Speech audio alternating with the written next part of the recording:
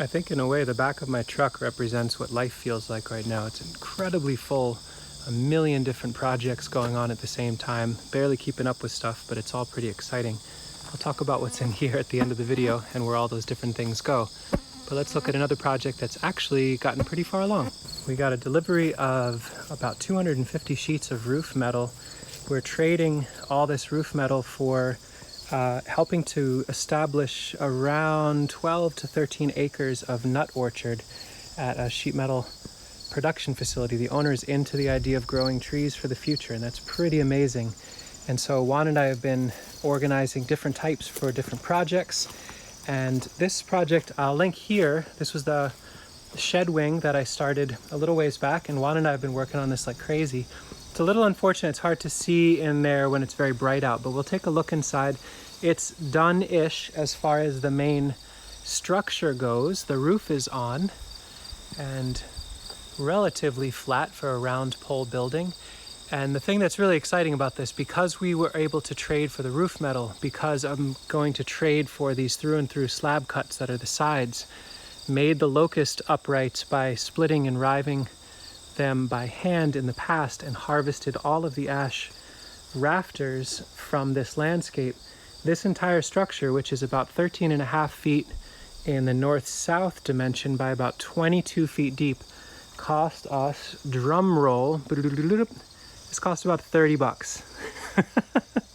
Almost all of the cost is in the form of these timber locks, which are 6-inch and 4-inch, super sturdy, threaded, capped screws that go deep in through these members. And this is very, very simple, very rough joinery. In fact, you can see a lot of daylight through there, but the screws suck it in and pull material together. And it actually ended up being pretty sturdy for being one of the absolute jankiest timber framing jobs you can imagine, with enough angle bracing, really good sturdy screws to pull that material taut together, and going with purlins made out of black locust. So that actually creates a structural skin along the top.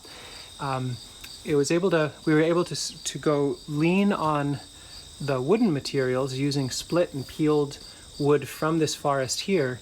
And the timber locks I was able to get from a yard sale from a contractor for 20 cents a piece, which is a great deal. And I since bought a 250 pack of them, because we're going to be building about 5 or 6 more structures like this over the next few years. And so I might as well have them. Then they come in at 40 cents a piece. But really simple building. Here's the thing about this. I know for those of you that are really good at building, you'll look at this, you're shaking your head and you think, what crap, that's just so rough and so loose.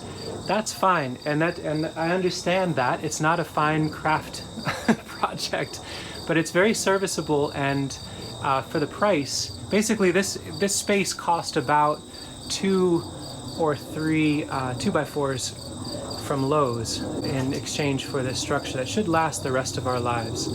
The last few bits to do is we've got this scavenged gutter, which came off of my folks' house when they had their gutters replaced, and figure out how to append it to this end, which is a little wonkadoo. It's got a little character, a little variety to it, but it'll pitch, I think, in that direction. And then we're going to re-envision the layout of our rainwater tanks. I think we'll commit to actually having 4 of them, of these IBC totes. And once we've got this end wall done, we're going to use these really interesting spruce cuts. They've just got a lot of character. They look like strange animals. So those will go upright. They're not structural, but they'll help make a wall on this side. So this is still under construction. But the IBC totes will live 1, 2, 3, 4, which will give us 1,200 gallons of staged water. We'll put them up about 2 feet so we can deliver, and we're going to re-envision this whole garden space to be more intimate production, more air-prune boxes. This is a zone 1, zone 2 for this property, and so we want to reclaim it as being a little bit more intimate and fine, detailed nursery work. So the structure not only is creating a shed wing to store a lot more material, durable goods and whatnot, a way to organize all of our tools on the north side, but will also be an additional rainwater collection space. We're going to redo the roof of the garage in metal as well and aggregate all that water. That's going to be a huge amount of surface area to send through. So it's collecting water in a good clean way. There aren't trees overhead, so there won't be lots of leaves in there.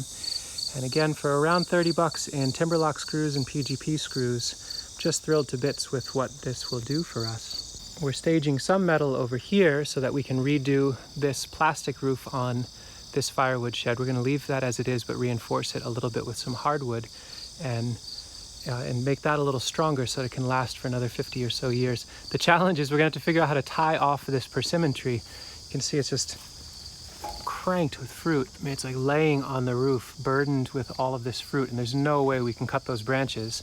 So I think we're going to run a rope into that, tie it off into the maple, and pull it off this roof on the day that we rebuild this section, and then let it rest back on there. I love the idea of the persimmons falling in November and landing in the gutter.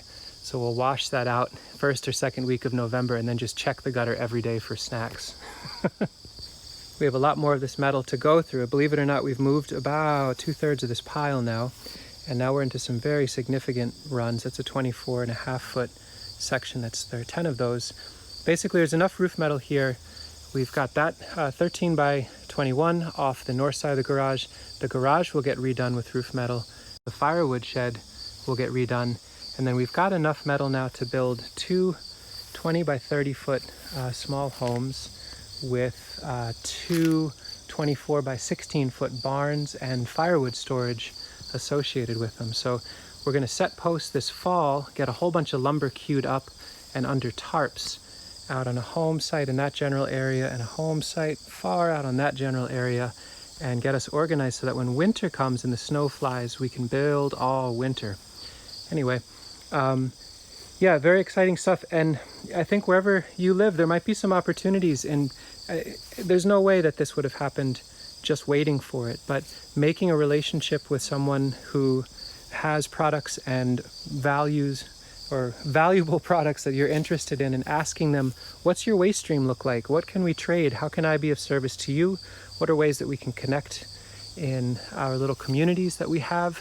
And see what it's like to not have to get stuff new. As we get into more resource scarcity and supply chain disruption, what are the waste streams right near you that you might be able to tap into? There might be an absolute gold mine of amazing materials.